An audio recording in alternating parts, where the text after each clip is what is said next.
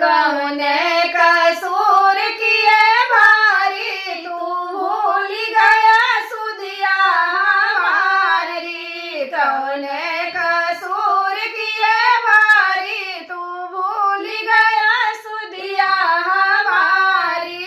सुधिया हमारी हो सुधिया हमारी। सुधिया हमारी हो सुधिया हमारी।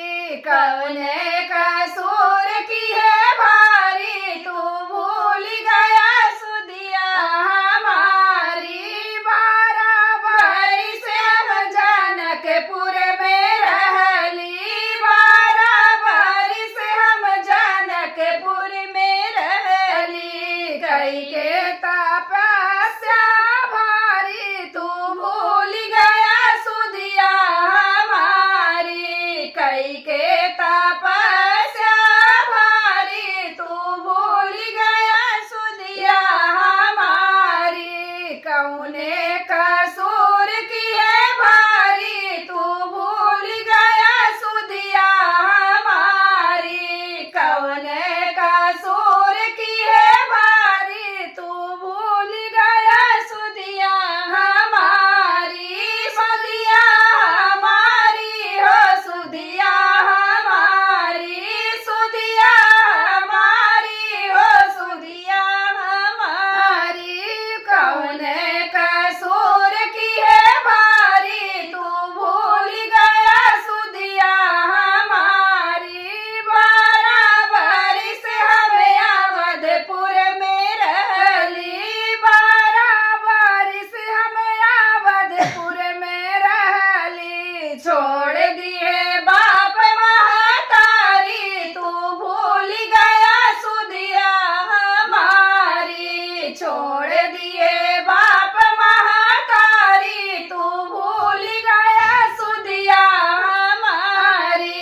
कौने कसूर की है भारी तू भूल गया सुधिया हमारी। कौने कसूर की है भारी तू भूल गया सुधिया हमारी।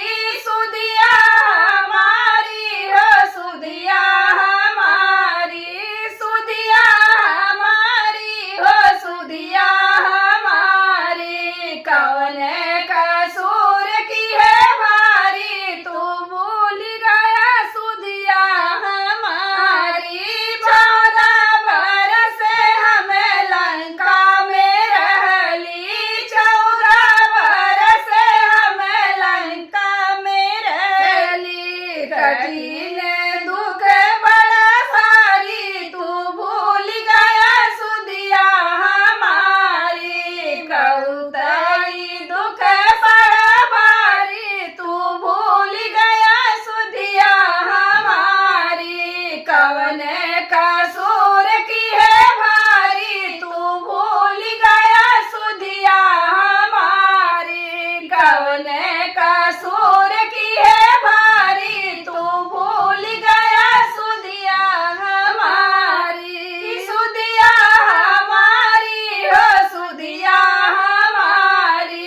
सुधिया हमारी हो सुधिया हमारी। कौने कसूर की है भारी तू भूल गया सुधिया हमारी। जय माता दी फ्रेंड्स, गीत कैसा लगा कमेंट बॉक्स में जरूर बताइएगा और अपना ढेर सारा प्यार दुलार आशीर्वाद दीजिएगा। तो चलिए वीडियो का एंड करती हूँ, मिलती हूँ नेक्स्ट वीडियो में। तब तक के लिए बाय बाय फ्रेंड्स। एक बार प्रेम से बोलिए जय माता दी।